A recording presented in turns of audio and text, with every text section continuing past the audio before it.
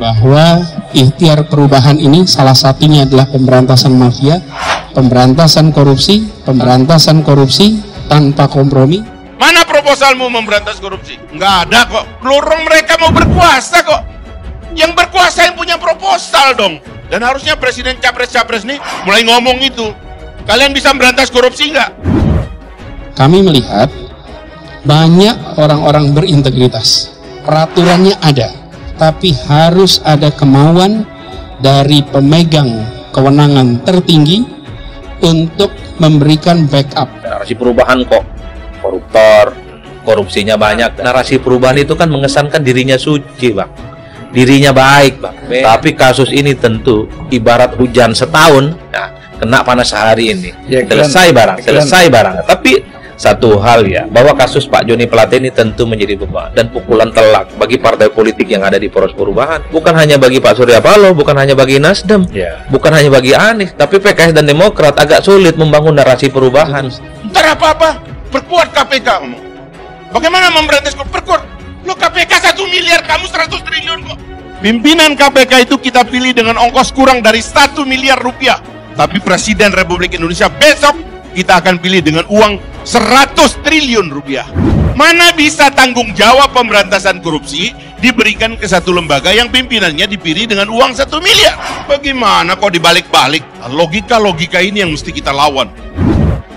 Yang kedua, deretkan orang-orang berintegritas yang berani, yang kemudian secara sistemik dan sistematis memerangi mafia itu. Jangan pengecut dong, mau jadi presiden tapi nggak ada janjinya. Apa janji kalian berantas korupsi? Oh, perkuat KPK, ikut demo.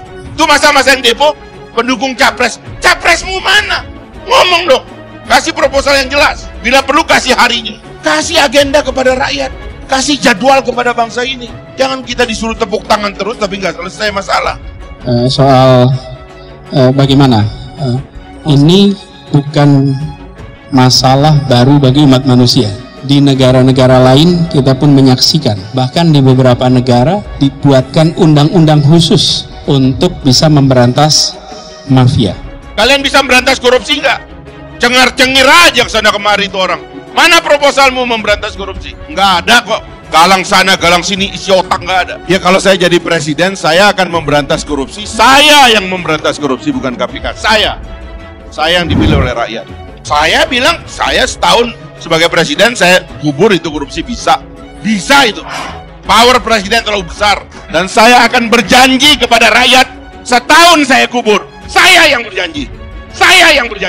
Jangan pengecut dong, mau jadi presiden tapi nggak ada janjinya.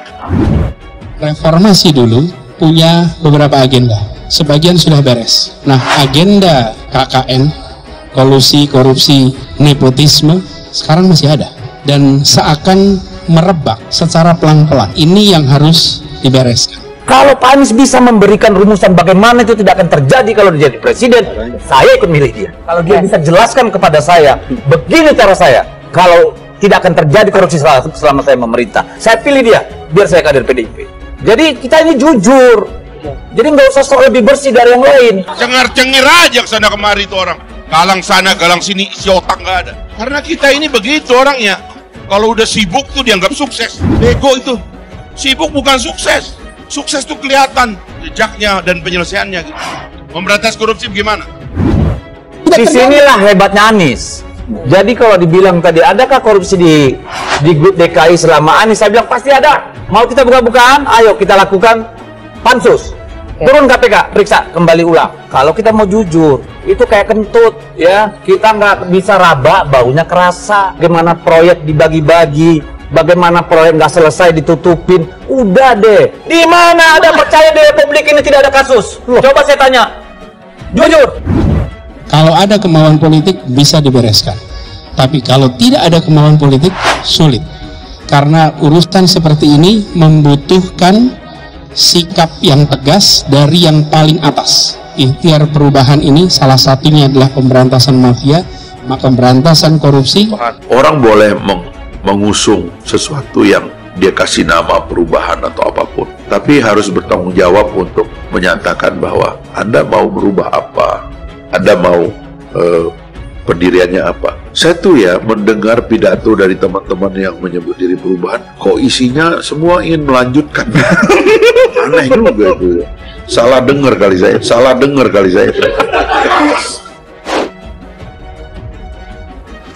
Assalamualaikum warahmatullahi wabarakatuh. Bertemu kembali dengan channel Nafas Pembaruan. Wakil Ketua Umum Partai Gelora Fachri Hamzah menantang para bakal calon presiden yang sudah deklarasikan oleh parpol untuk mulai membicarakan cara pemberantasan korupsi.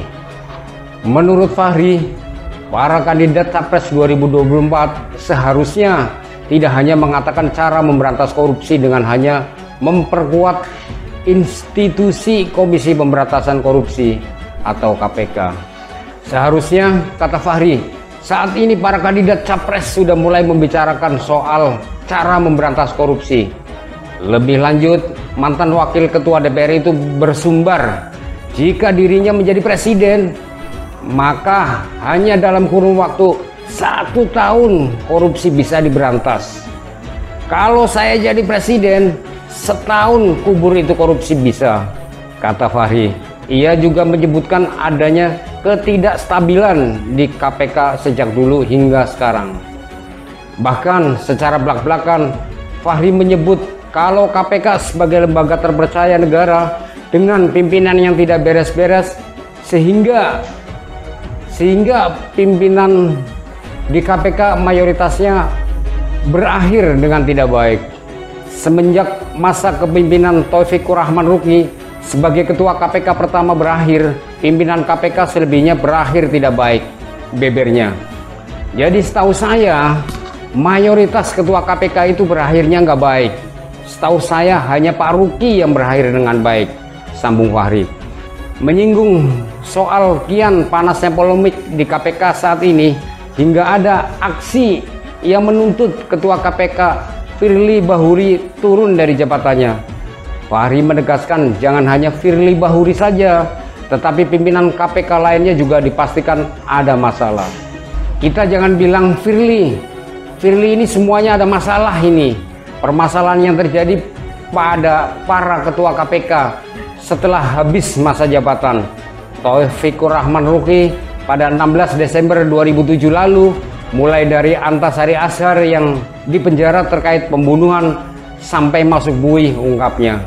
Tak hanya itu, Fachri Hamzah juga menyebutkan Bambang Wijoyanto dan Abraham Samad yang statusnya sampai tersangka.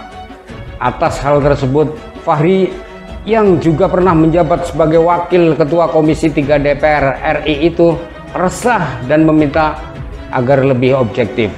Jadi ini, coba kita agak objektif sedikit lah. Saya itu nggak main otot itu udah nggak zaman gitu loh. Terlalu banyak persekongkolan yang belum terungkap di KPK.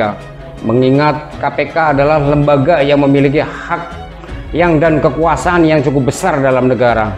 Pungkas politisi dari Nusa Tenggara Barat itu. Bahwa ikhtiar perubahan ini salah satunya adalah pemberantasan mafia, pemberantasan korupsi tanpa kompromi. Mana proposalmu memberantas korupsi? Nggak ada kok. Lorong mereka mau berkuasa kok. Yang berkuasa yang punya proposal dong. Dan harusnya presiden capres-capres nih mulai ngomong itu. Kalian bisa memberantas korupsi nggak? Kami melihat banyak orang-orang berintegritas. Peraturannya ada, tapi harus ada kemauan dari pemegang kewenangan tertinggi untuk memberikan backup. Narasi perubahan kok koruptor, korupsinya banyak. Narasi perubahan itu kan mengesankan dirinya suci, Bang.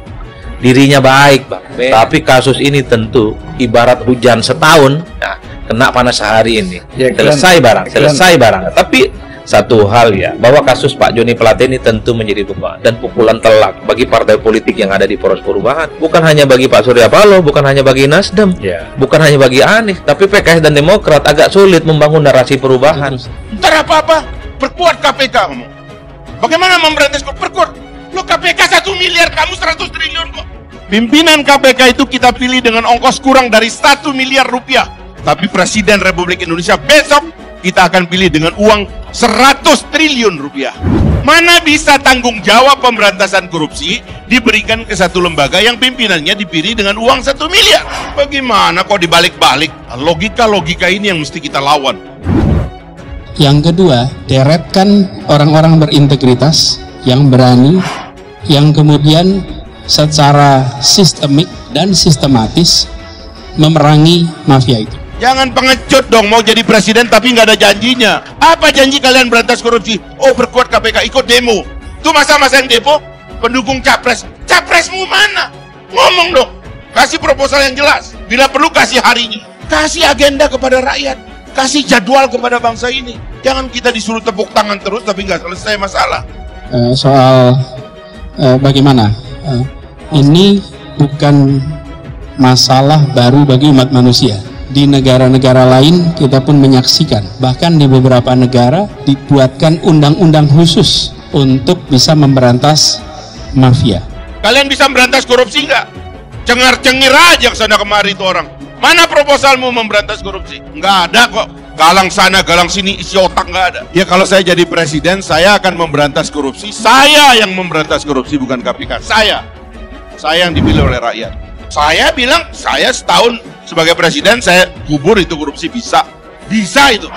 Power presiden terlalu besar. Dan saya akan berjanji kepada rakyat, setahun saya kubur. Saya yang berjanji. Jangan pengecut dong, mau jadi presiden tapi nggak ada janjinya. Reformasi dulu punya beberapa agenda. Sebagian sudah beres. Nah, agenda KKN, kolusi, korupsi, nepotisme, sekarang masih ada. Dan seakan merebak secara pelan-pelan. Ini yang harus dibereskan. Kalau Pak Anies bisa memberikan rumusan bagaimana itu tidak akan terjadi kalau dia jadi presiden, saya ikut milih dia. Kalau dia bisa jelaskan kepada saya, begini cara saya, kalau tidak akan terjadi korupsi selama saya memerintah, saya pilih dia, biar saya kader PDIP. Jadi kita ini jujur. Jadi nggak usah sok lebih bersih dari yang lain. Cengar-cengir aja kesana kemari itu orang. Galang sana, galang sini, isi otak nggak ada. Karena kita ini begitu orangnya. Kalau udah sibuk tuh dianggap sukses. Bego itu. Sibuk bukan sukses.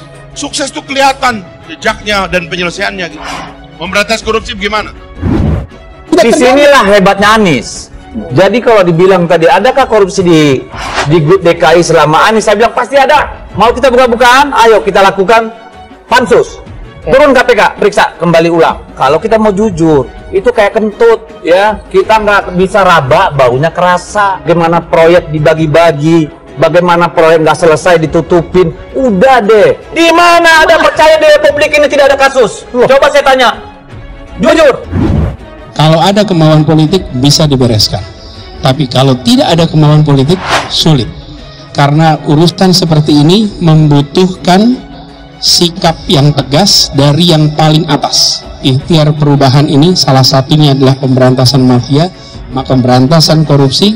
Orang boleh mengusung sesuatu yang dia kasih nama perubahan atau apapun, tapi harus bertanggung jawab untuk menyatakan bahwa Anda mau merubah apa, Anda mau pendiriannya apa. Saya tuh ya mendengar pidato dari teman-teman yang menyebut diri perubahan, kok isinya semua ingin melanjutkan. Aneh juga itu ya. Salah dengar kali saya.